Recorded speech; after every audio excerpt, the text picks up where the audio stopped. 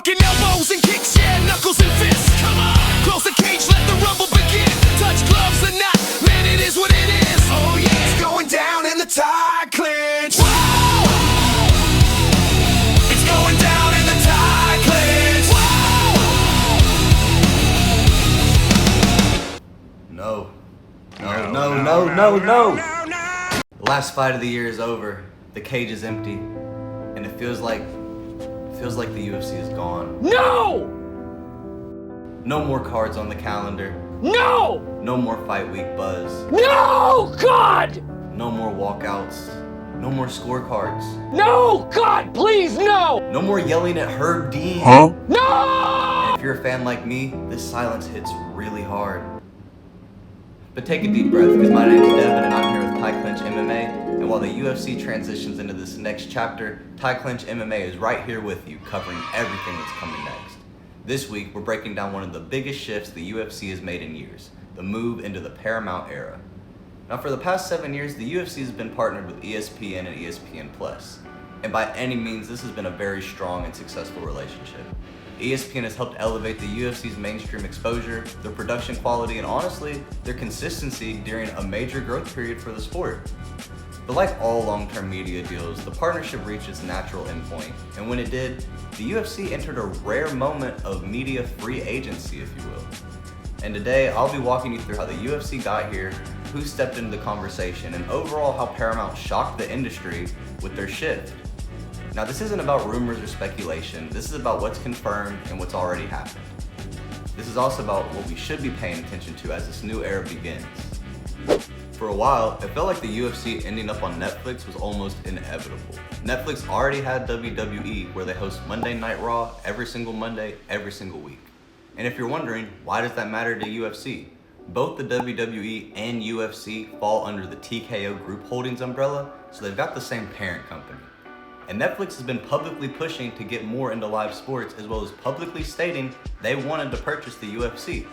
So from the outside, the pieces already looked aligned. Netflix had the scale, Netflix has the global audience, they've already purchased WWE. So when the UFC's ESPN deal started winding down, a lot of people didn't even frame it as a question. It was more of an assumption that stuck. It went from saying, where is the UFC going, to when will the UFC be on Netflix? And then Paramount entered the picture. Not loudly, not through leaks, but decisively. Paramount wasn't approaching the UFC as a streaming experiment. They were approaching it as a core live sports property. This is a company that has been in the live sports business for decades. We're talking NFL broadcasts, college football, college basketball, weekly appointment viewing. Paramount didn't try to sell the UFC on becoming something new. They sold the UFC on being bigger without changing what it already was. And that's when the momentum really shifted. With Netflix and Paramount both in the picture, the UFC had some evaluating to do. You had two very different models on what the future of the UFC could look like. Netflix was offering exclusivity. UFC content would live inside Netflix, designed to drive subscription and engagement within one closed ecosystem. Now, while this model does work extremely well, it limits how widely and flexible the content can be distributed. And if you know anything about Dana White and how he likes to run the company, limiting distribution is not gonna work.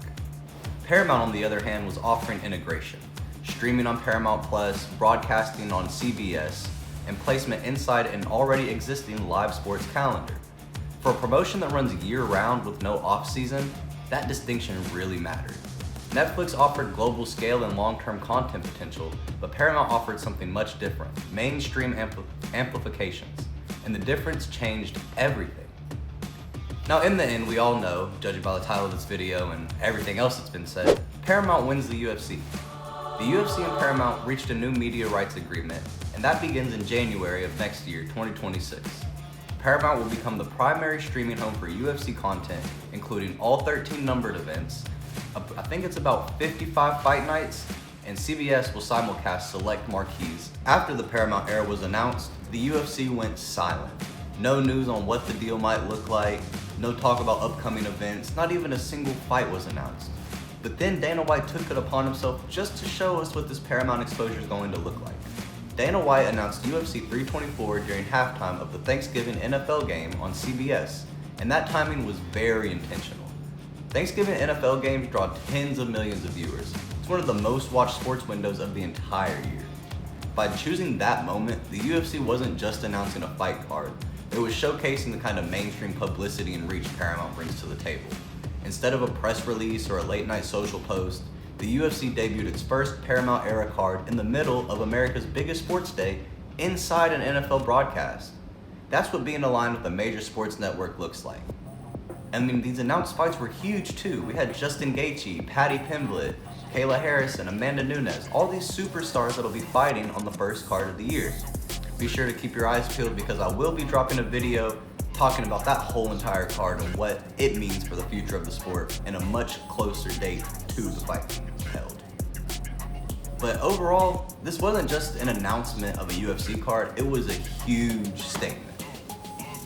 Now this deal does bring a lot of questions, and one of the main questions is one the UFC has failed to answer for years. What does this mean for fighter pay?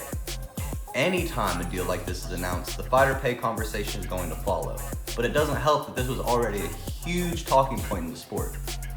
Now, there has been no official announcements of an actual structural overhaul, but the increased exposure and visibility does create pressure to do something about the pay.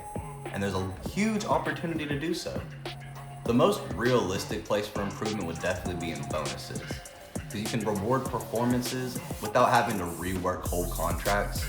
So we'll probably see a lot of fighters making their money in bonuses to start. Now this deal doesn't, fix fighter pay overnight, but it definitely creates better conditions than before. And conditions aren't just changing for the fighters, conditions are changing for us, the fans. For us, this is probably the biggest shift for everybody. Under this Paramount deal, the UFC events are included with a Paramount Plus subscription, which means no additional pay-per-view fee. Under the old model, following the UFC could cost somebody over $1,200 per year. Now, if you're like me, you're gonna go to Stream East, rest in peace. But for somebody that was paying for every single card, that adds up quick. Under Paramount though, it's $150 or less for the whole entire year. That's a huge decrease. This lower barrier to entry and lower barrier to be a fan means way more viewers, stronger storylines, and you can actually get some long-term fan growth. This isn't about giving everything away. This is going to be about expanding the funnel of who can watch the fights. I mean, long-term, of course, there are still risks. Execution is really going to matter. Saturation is really going to matter. And if we don't get an answer on fighter pay, none of this will matter. Fighter pay is going to be a huge discussion. But the upside is just as big. You've got broader exposure, stronger relevance, and a way healthier growth pipeline. Not only has CBS and Paramount been doing live sports, Paramount has been in the movie theaters for years, so the graphics that we see behind these fights are only going to increase.